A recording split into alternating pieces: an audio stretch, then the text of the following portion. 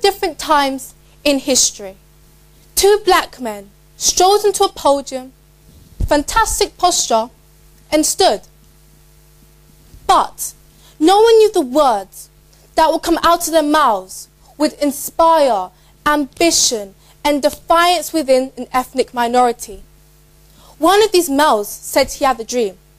The other said, yes, we can. Now, I don't recall them saying, quote, if you see a brother, yeah, salute him. If you see a policeman, yeah, shoot him. Now, this is a direct quote from a text message regarding the London riots.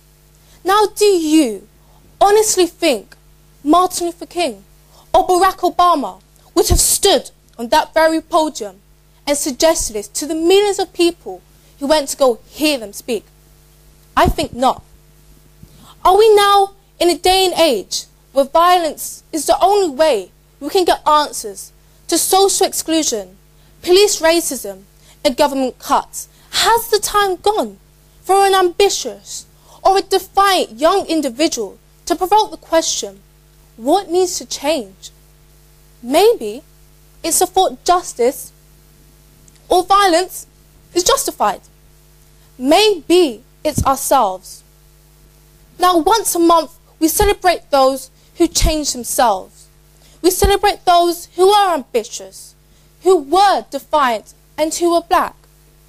But answer me this. With the unemployment rate of black people on the high of 16.7%, do you think we're going to get more individuals like this in the future? Seems very unlikely.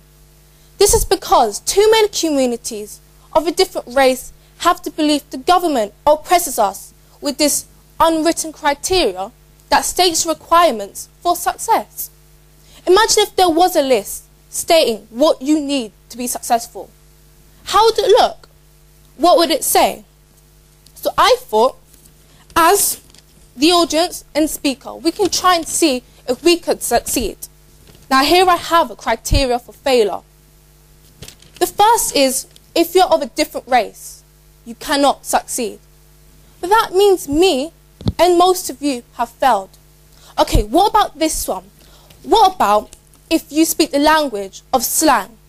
For example, in it, bruv, ski. Well, I've definitely felt that.